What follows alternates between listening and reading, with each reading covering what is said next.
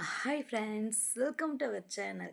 இன்றைக்கி நம்ம வீடியோவில் என்ன பார்க்க போகிறோன்னா வச்சுக்கோங்க, நம்ம எப்பவுமே மட்டன் எடுத்து மட்டன் குழம்பு, மட்டன் கிரேவி அது மாதிரி தான் செஞ்சு சாப்பிட்ருப்போம். ஆனால் இன்றைக்கி நம்ம மட்டன் தண்ணி குழம்பு செய்ய போகிறோம்.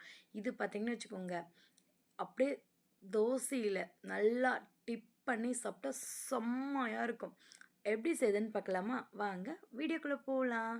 அதுக்கு முன்னாடி நம்ம சேனலை நீங்கள் சப்ஸ்கிரைப் பண்ணலைன்னா சப்ஸ்கிரைப் பண்ணிக்கோங்க. புதுசாக பார்க்குறவங்களும் சப்ஸ்கிரைப் பண்ணுங்கள்.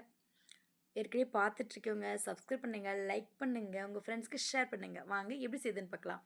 அதுக்கு ஒரு துண்டு இஞ்சி, கொஞ்சம் தேங்காய், ஒரு 10 பல் பூண்டு, ஒரு மீடியம் சைஸ் வெங்காயம், கொத்தமல்லி, கருவேப்பிலை, அப்புறம் பார்த்திங்கன்னா தக்காளி, இதை அரைச்சி எடுத்துக்கலாம். அப்புறம் வந்து பார்த்திங்கன்னா கறியிலே பார்த்திங்கன்னா மஞ்சத்தூள், உப்பு, வீட்டு குழம்பு மிளகாய் தூள், கரம் மசாலா, மட்டன் மசாலா, கொஞ்சம் கறி லீவ்ஸ் போட்டு நல்லா மிக்ஸ் பண்ணி இதுக்கு ஒரு 10 மினிட்ஸ் ரெஸ்ட்டு கொடுத்துருங்க.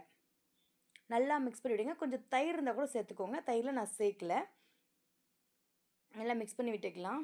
பாருங்கள், இப்போ 10 மினிட்ஸ் ஆகிடுச்சு. நல்லா ஒரு டைம் மிக்ஸ் பண்ணிவிட்டு பார்த்திங்கன்னா இதில் வந்து இது எப்படி தெரியுமா, இது வந்து கொத்துக்கறினா உட்டே போடுவாங்கள்ல, கொத்தாக வைப்பாங்கள்ல, அந்த கறி இதில் எல்லாமே மிக்ஸ் ஆகியிருக்கும்.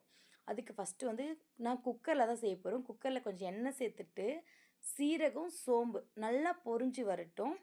பொரிஞ்சதுக்கப்புறம் நம்ம நல்லா மேக்னேட் பண்ணி வச்சுருக்க மட்டன் இருக்குல்ல, அதை சேர்த்துக்கலாம். திரும்பவும் சொல்கிறேன், இது வந்து கொத்துக்கறின்னு சொல்லி வாங்குங்க. எதுனா வச்சுக்கோ, ஆடு வெட்டுறப்ப பார்த்திங்கன்னா நம்ம ஷேர் கொடுக்கணும். அந்த ஷேர் கொடுத்தோங்கன்னா அந்த ஒரு ஆடு வாங்கி எல்லாம் ஷேர் பண்ணி வெட்டும் போது அதில் இருக்க எல்லா பாடி பார்ட்ஸும் இதில் இருக்கும். நல்லா மிக்ஸ் பண்ணி தான் சந்தை கறின்னு சொல்லுவாங்களே, மேக்ஸிமம் அப்படி கூட சொல்லலாம். அது மாதிரி தான் இருக்குது. இதில் எல்லாமே இருக்கும். நல்லா மிக்ஸ் பண்ணுங்கள். எந்த அளவுக்குனா எண்ணெய் நல்லா பிரிஞ்சு வரணும். அதே மாதிரி பச்சை வாசம் ஃபுல்லாக போயிருக்கணும். நல்லா மிக்ஸ் பண்ணிவிட்டு உங்களுக்கு தீனா மீடியமில் வச்சுக்கோங்க. மேக்ஸிமம் குக்கரில் வந்து தீயாது. நல்லா மிக்ஸ் பண்ணி விடுங்க. பாருங்கள், எண்ணெய் வந்து நல்லா பிரிஞ்சு வந்துருச்சு. அதே மாதிரி பார்த்திங்கன்னா நம்ம அரைச்சி வச்சுருக்க மசாலா இப்போ சேர்க்க போகிறோம். சேர்த்து நல்லா மிக்ஸ் பண்ணிக்கோங்க. மிக்ஸ் பண்ணி இதோட அந்த மசாலோட பச்சை வாசம்லாம் போகிற அளவுக்கு நல்லா மிக்ஸ் பண்ணி விடுங்க.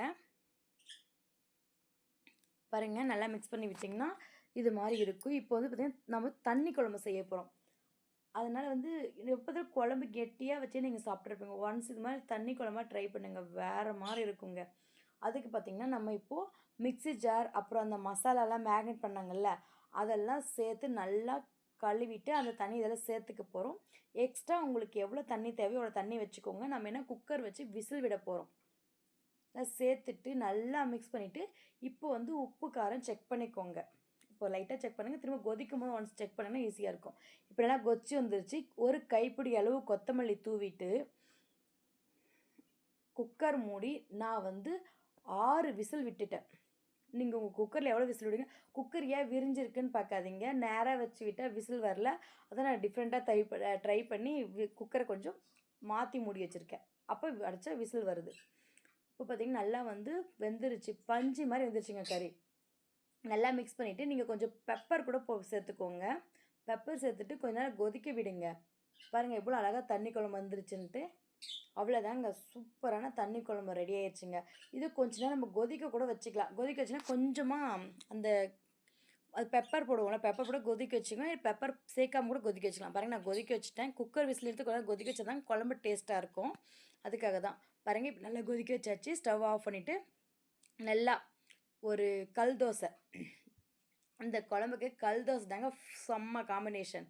நல்லா ஒரு கல் தோசை, அதாவது ஒன் சைடு ஆவியில் வெந்திருக்குல்ல, அது மாதிரி இது மாதிரி ஒரு தோசை சுட்டு எடுத்து வச்சுட்டு நல்லா கொத்தா மிக்சிங்கு கறி எடுத்து போட்டு நல்லா வந்து தோசை வந்து அதில் டிப் பண்ணி சாப்பிட்டா சீரியஸாக சொல்கிறேங்க, வேறு லெவல் டேஸ்ட்டு.